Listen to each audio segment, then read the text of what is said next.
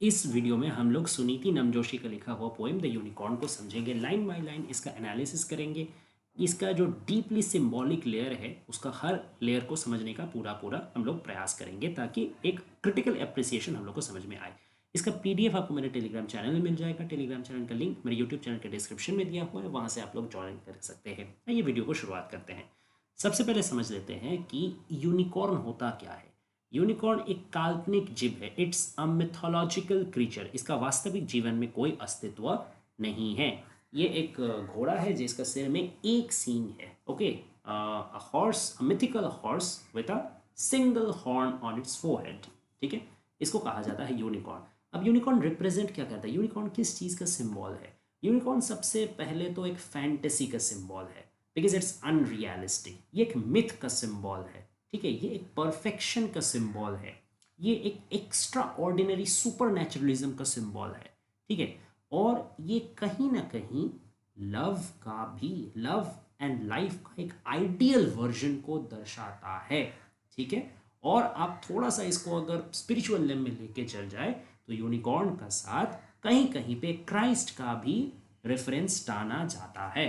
तो यूनिकॉर्न एक ऐसा सिंबल है जो कि लाइफ का हर रेम में बिछा हुआ है। आप इसको बहुत सारा एंगल से यूज़ कर सकते हैं। आप इसको एज अ लव यूज़ कर सकते हैं, एज अ लाइफ यूज़ कर सकते हैं, एज अ मिस्ट्री यूज़ कर सकते हैं, एज अ मिथ यूज़ कर सकते हैं, as a unrealistic fantasy use कर सकते हैं, और एज अ स्पिरिचुअल एक्सटेसी भी यूज़ कर सकते हैं। यही वजह है कि ये जो पोएम है ना यूनिकॉर्न की, है तो महज 10 लाइन का छोटा सा पोएम है, लेकिन इसका सिंबल का वजह से इसको आप काफ़ी अलग अलग व्यू पॉइंट से इंटरप्रेट कर सकते हैं। आइए सबसे पहले हम लोग एक इसका लाइन टू लाइन ट्रांसलेशन समझ लेते हैं, एनालिसिस समझ लेते हैं कि पोइट कहना क्या चाहिए, और फिर डिफरेंट डिफरेंट व्यू पॉइंट को अपॉइंट करके हम लोग ऐसे क्रिटिकल एक मतलब निकालेंगे। Okay, I rode the wild unicorn in the green light of trees, in the dark light of night, past leaves and silver thorns, in love and foul weather। यानी मैं जो हूँ, मैं मतलब यहाँ का the speaker of the poem. Okay,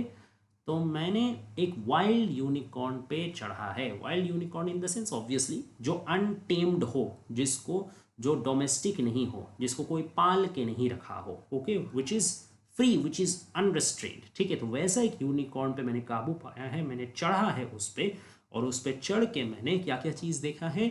पेड़ों से निकलता हुआ जो ग्रीन लाइट है वो देखा है। रात का समय का जो डार्क लाइट है वो मैंने देखा है। अब डार्क लाइट ये एक ऑक्सीमोरन है। ठीक है, दोनों अपोजिट वर्ड्स एक साथ रहते हैं तो उसको ऑक्सीमोरन कहते हैं। तो ये एक तरीके से एम्फेसिस के लिए यूज़ हुआ है। क्यों इसको सिंबॉलिक करते हैं वो बाद में मैं आपको समझाऊंगा, पहले लिटरल मीनिंग समझ लेते हैं। तो रात का जो डार्क लाइट है, जो या डार्कनेस जो है, उसमें से मैं गुजरा हूँ। ट्रीज़ का जो ग्रीननेस है उसमें से मैंने गुजरा हूँ, और लीव्स और सिल्वर थॉर्न्स को पार करके भी मैं गुजरा हूँ वाइल्ड यूनिकॉर्न में चढ़ के। किस तरीके का परिवेश में, किस तरीके का एनवायरनमेंट में? In love and foul weather, यानी प्यार भरा एनवायरनमेंट में भी, और फाउल वेदर, फाउल वेदर यानी जो खराब आबहवा होता है, जो प्रतिकूल आबहवा होता है।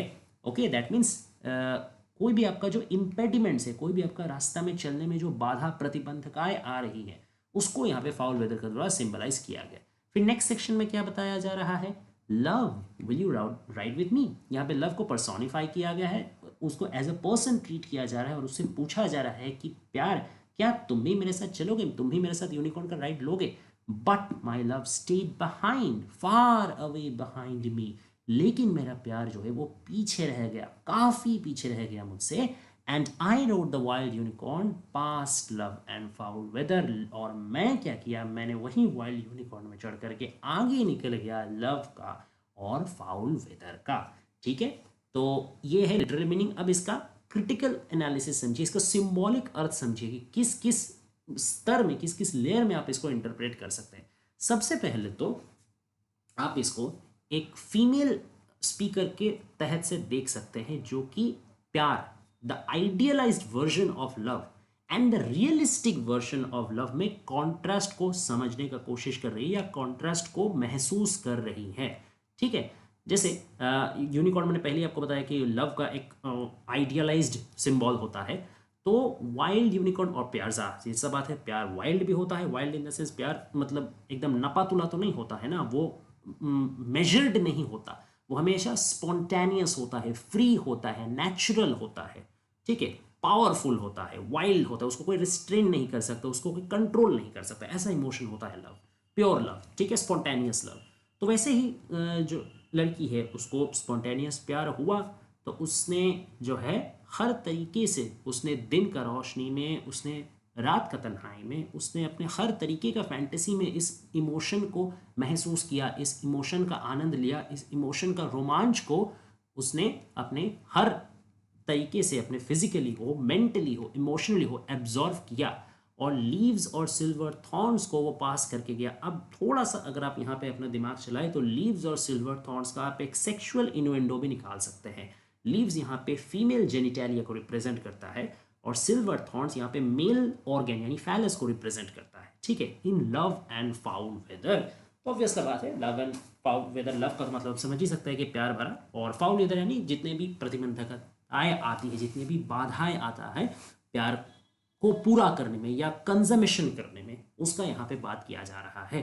और लेकिन ये तो है आइडियलाइज्ड वर्जन ऑफ लव, कि एक लड़की को जब प्यार हुआ तो उसके दिल में क्या क्या फीलिंग्स आता है, ठीक है, बोथ ऑन इमोशनल लेवल और on sexual level, on physical level, her level में उसका पूरा अंदर एक तूफान खड़ा हो जाता है, ठीक है, और उसके लिए वो कोई भी बाधा को अतिक्रम करने में राजी होती है। लेकिन रियलिटी जब आता है तब वो देख पाती है कि जब उसने वहीं यूनिकॉर्न पे, यानी वहीं सेम बोट में, सेम सोचने का स्तर में, जब वो एक्सपेक्ट करती है कि उसका पार्टनर भी उसको रिस्पॉन्ड करेगा, बट वो नहीं करता है, वो उससे काफ़ी पीछे रह जाता है, यानी उस लड़की का जो पार्टनर, जो उसका बिलवेड है, जो उसका लवर है, ठीक है, वो उसका जितना इमोशन में नहीं रहता है, या जो एक्सपेक्टेशन रहता है लड़की का कि मेरा जो लवर है वो मेरा सेम इमोशन रहेगा, या मुझसे ज़्यादा इमोशन रहेगा, या इस हिसाब से मेरा फैंटेसी वर्ल्ड के हिसाब से मुझे लेकर के चलेगा, क्योंकि यूनिकॉर्न ऑलवेज एक फैंटेसी वर्ल्ड, एक मिथिकल वर्ल्ड, एक अनरियल वर्ल्ड, एक इमेजिनरी वर्ल्ड को रिप्रेजेंट करता है। तो उसका इमेजिनरी वर्ल्ड वो टूट जाता है रियलिटी का सामने आते ही, क्योंकि रियलिटी में कुछ भी आइडियल नहीं होता, रियलिटी में काफ़ी सारा फ्लॉज आपको मिलता है, रियलिटी में आपको हार्ट ब्रेक मिलता है, रियलिटी में आपका एक्सपेक्टेशन टूटता है, आपको दर्द होता है, दुख होता है, चोट लगता है। That is reality, that is how it represents itself to you, ठीक है। तो एक तो आपका ये पिक्चर हो गया कि love the ideal version versus the real version, the heartbreak, ये एक थीम हो गया। नेक्स्ट आप इसका जो सेक्सुअल थीम है उसको भी समझ सकते हैं कि this unicorn itself is a symbol, okay, of physical intimacy, of physical consumption, ठीक है, जिसमें green light of trees and dark light of night, इसमें आपका बोथ जो है कि दिन का रोशनी में जो मतलब जो ओपननेस है लव का वो भी दर्शा रहा है, और ये जो सीक्रेसी है फिजिकल इंटीमेसी का उसको भी दर्शा रहा है। और जैसे मैंने आपको पहले ही बताया कि लीव्स और silver thrones female and male genitalia को रिप्रेजेंट करते हैं, तो वो तो एक है ही, फिजिकल यूनियन के कंजम्पशन का एक इमेज है ही। लेकिन और अल्टीमेटली जो राइडिंग द यूनिकॉर्न, तो ये भी एक तरीके का आप समझ सकते हैं कि इसमें भी एक सेक्सुअल कॉनोटेशन छुपा हुआ है, ठीक है। बट जाहिर सा बात है कि किसी का जो सेक्सुअल डिज़ायर है वो अगर फुलफिल नहीं हो पाता है, ठीक है, इसमें भी आप फीमेल सेक्सुअल ऑर्गेजम का रीच ना हो पाना, इसका भी एक आप मतलब निकाल सकते हैं, ठीक है। ये भी एक एंगल है कि सेक्सुअल डिज़ायर पूरा नहीं होना, या फिर सेक्सुअल सेटिस्फैक्शन ग्रांट नहीं होना, ठीक है। तो एक उस फेलियर कि वो आनंद मिलने से एक फेलियर, एक वो हो गया, एक लव को रियलाइज करने में फेलियर दूसरा हो गया। अब यहाँ पे एक होमोसेक्सुअल थीम भी आ जाता है, because Suniti Namjoshi herself was a lesbian writer, तो ये काफ़ी संभावना है कि उन्होंने ये जो पोएम का स्पीकर है उसको भी एक लेस्बियन व्यू पॉइंट से सजा करके लिखा हो। और अगर वो व्यू पॉइंट भी हम लोग विचार करें तो यहाँ पे जो लवर है, जो बिलवेड है, दोनों ही पॉसिबली विमेन है, ओके। और इन दैट केस दोनों में से एक करेजियस है जो वाइल्ड यूनिकॉर्न में चढ़ करके निकल गया है, और जिसने लीव्स एंड सिल्वर थॉर्न्स यानी समाज का जितने भी बाधाएं हैं, जितना भी टैब्यूज है, जितना भी आपका ये रिस्ट्रिक्शंस है, उसको तोड़ करके आगे निकल गया, अपना करेज शो करके, अपना प्यार का हाथ थाम के आगे निकलने के लिए। और यही वाइल्ड यूनिकॉर्न यानी एक इमेजिनरी, ऑब्वियसली बात है कि आजकल का सोसाइटी में या किसी भी दिन का सोसाइटी में होमोसेक्सुअल मैरिज को सोशली एक्सेप्ट करना और उसको नॉर्मलाइज करना, ये अनरियलिस्टिक ही ट्रीट किया जाता है, ये एक मिथिकल तरीके का ही ट्रीट किया जाता है, इसको रियलिस्टिक तो कतई ट्रीट नहीं किया जाता। तो उस लिहाज से एक पार्टनर करेजियस होकर आगे निकल गया, लेकिन उसको दूसरा पार्टनर का हाथ नहीं मिला, ठीक है। दूसरा लड़की जो है वो उसको उसका हाथ थाम के आगे नहीं बढ़ पाए, because obviously of social pressures, of the fear of being cornered, काफ़ी सारा इसमें मतलब लेयर काम करता है। तो इस वजह से क्या है कि उनका जो प्यार है वो एकत्रित नहीं हो पाया, वो कंजमेट नहीं हो पाया, एक आगे बढ़ गया, एक पीछे छूट गया, ठीक है। तो तीनों एंगल हम लोग को मिल गया। अब यहाँ पे एक आपको इको क्रिटिकल एंगल भी मिल सकता है। क्यों मिल सकता है मैं बात कर रहा हूँ, अब देखिए यहाँ पे नेचुरल जो रिसोर्स है, ठीक है, versus it's treatment bye Mankind, ठीक है, या उसका जो एक्सप्लॉयटेशन बाय मैनकाइंड, इसमें एक इको क्रिटिकल एंगल आप लगा लीजिए और एक आप कॉलोनियल या पोस्ट कॉलोनियल एंगल लगा लीजिए। कैसे एक जो कॉलोनियलिस्ट होता है वो अपना जो कॉलोनी है उसको शोषण करता है, उसमें सारा फायदा लूटता है, एक्सट्रैक्ट कर लेता है और फिर अपने आगे बढ़ जाता है। उसके बाद जहाँ से वो फायदा लिया, जिसका वो शोषण किया, उसके बारे में वो बिल्कुल भी नहीं सोचता है, ठीक है। तो इस लिहाज से जो यूनिकॉर्न है ये एक तरीके का नेचुरल रिसोर्स का एक आइडियल वर्जन है, ठीक है। Obviously because of its imaginary strength, of its imaginary super natural powers, ठीक है।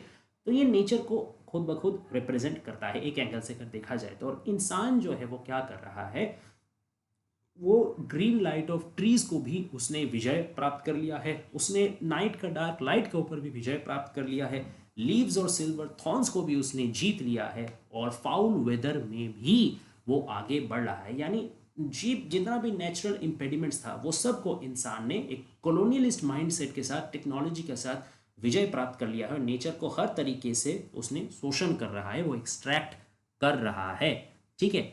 और जाहिर सा बात है कि जब मैन नेचर का एक स्वाभाविक प्यार होता है, एक बॉन्ड होता है, वो इसका वजह से टूट जा रहा है। ये जो एक्सट्रैक्शन है, ये जो एक्सप्लॉयटेशन, ये जो कॉलोनियलिस्ट एक्सप्लॉयटेशन है, इसकी वजह से वो बॉन्ड टूट जा रहा है, ठीक है। और नेचर स्वाभाविक तरीके से ही प्यार, पहले जैसे वो प्यार के साथ एक बॉन्डिंग के साथ ह्यूमन का तरफ इंटरेक्शन करता था, या मतलब उसके तरफ म्यूचुअली एक शो करता था, अभी वो नहीं कर रहा है। इसका आप इको क्रिटिज्म से कैसे लिंक कर सकते हैं, जो जितने भी नेचुरल डिजास्टर्स आजकल बहुत ज़्यादा हो रहे हैं, क्लाइमेट चेंज हो रहा है, या आप समझ ही सकते हैं ढेर सारे जो अनटाइमली रेन्स हो रहे हैं, फ्लड्स हो रहे हैं, ड्रॉट्स हो रहे हैं, तो ये भी क्या, ये इंसान द्वारा अतिरिक्त एक्सप्लॉयटेशन का ही एक काउंटर जवाब दे रहा है नेचर। तो आप इसको इस एंगल से भी देख सकते हैं, ठीक है।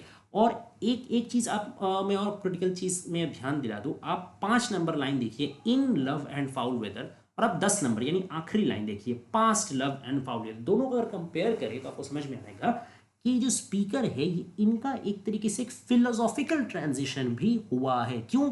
क्योंकि पहले ये जो जर्नी कर रही थी वाइल्ड यूनिकॉर्न को साथ लेके, वो लव और फाउल वेदर के बीच में से था, ठीक है।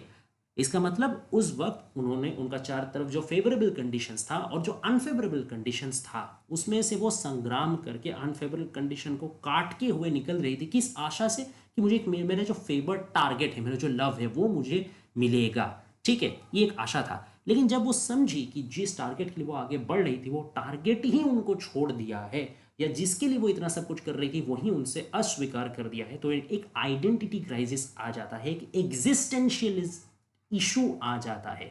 उसको बढ़ते हुए, उसको ट्रांसेंड करते हुए यहाँ पे एक फिलोसॉफिकल इंडिपेंडेंस अचीव करना, कि past love and foul weather की अब वो सब चीज़ों से आगे बढ़ चुकी है। यूनिकॉर्न तब भी उनके पास था, यूनिकॉर्न अब भी उनके पास है, बस तब वो फेवरेबल अनफेवरेबल चीज़, टारगेट, प्यार, ये सब चीज़ में वो जो बंधी हुई थी, अभी ये सब चीज़ें वो मुक्त हो गई है, उनका एक फिलोसॉफिकल ट्रांसेंडेंस घटा है, ठीक है। अभी वो सेल्फ रिलायंट हो गई है, सेल्फ सफिशिएंट हो गई है। बट वो यूनिकॉर्न जो है, इसमें उनका ट्रांजिशन का सिंबल बन के खड़ा होता है कि कैसे एक स्पीकर का, एक इंडिविजुअल का ट्रांसफॉर्मेशन होता है over the different courses of life, different circumstances changing of life, ठीक है। तो इतना सारा लेंस से आप इस छोटा सा पोएम को इंटरप्रेट कर सकते हैं। तो आशा करते हैं कि पोएम आपको समझ में आया होगा। अगर वीडियो पसंद है तो प्लीज़ लाइक शेयर और सब्सक्राइब कर दीजिए, और कोई भी कंटेंट पे हेल्प लगे तो प्लीज़ कमेंट डाउन कीजिए, हम लोग जल्दी से जल्दी उस पर कंटेंट अपलोड करेंगे। Thanks for watching guys, please stay tuned.